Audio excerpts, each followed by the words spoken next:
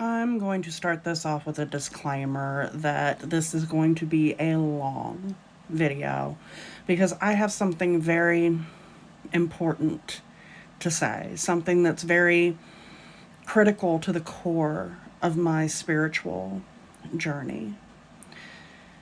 And one of two things will happen from this. One, and the most likely, is not very many people will see it, so it'll just impact those that it hits. The other, and far less likely, is that a lot of people will see it and a lot of people will get upset, and I may have to vacate the internet for a while. You know, we don't do anything half ass on the internet. But to get to the point, a lot of people are starting to really think about class consciousness and collective consciousness. It's a big subject right now. But I also need for us to recognize what that entails.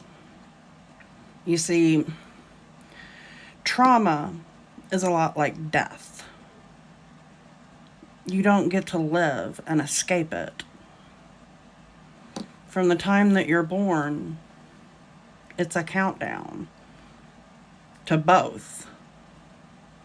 That's not me trying to make light of anybody's trauma, and I'm also not going to entertain the trauma Olympics either.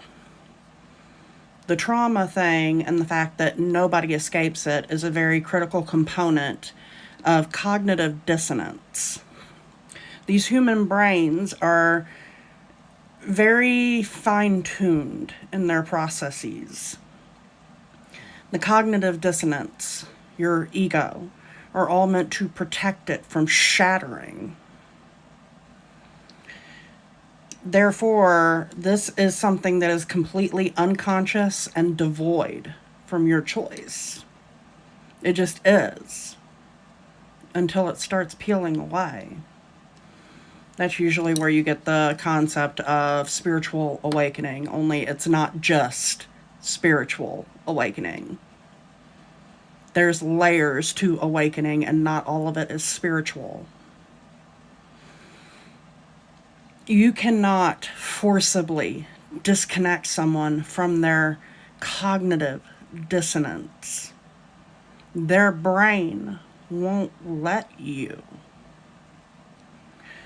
To attempt to do so, in fact, tells me that you may have some layers you need to peel back. Keep in mind, when I talk about trauma, I don't just mean what we get from living. I also mean what we get from our ancestors.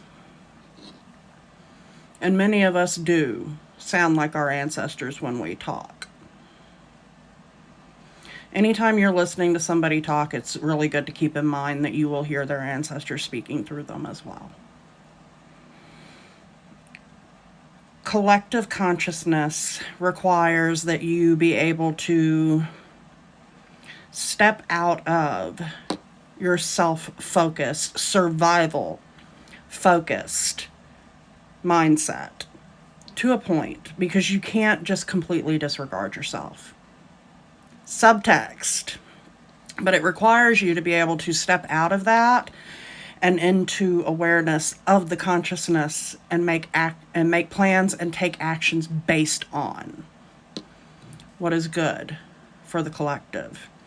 Hence the reason why you hear some people talk about when you vote for the people who are worse off than you. That is an example of collective conscious awareness. Just thought I would clear that up. We see lots of examples of this gap between the self-awareness, which is barely there.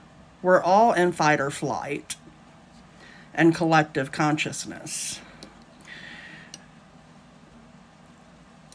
We seen it in 2020 when a lot of people, because of trigger responses, had a very real and visceral fear of the masks for various reasons. I'm not here to debate that.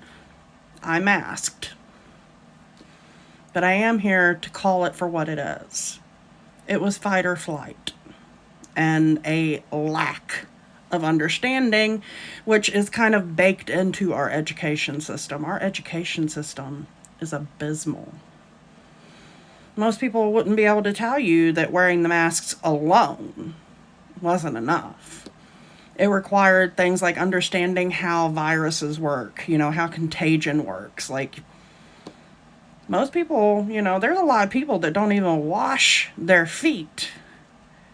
Do you really think they wash their hands? This is a very, very complex problem. It is intrinsically multi-layered. And it's going to take a lot of intentional group effort to do something about it. It's going to take a lot of different people coming at it from a lot of different angles, not separately, but together. Together. Together. Like I said, listen when people's ancestors speak.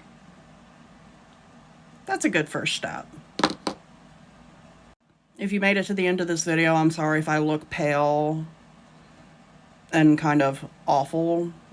I'm sick. Okay, I'm getting ready to go to the doctor. I'm sick. Love the holidays. Autoimmune issues, by the way.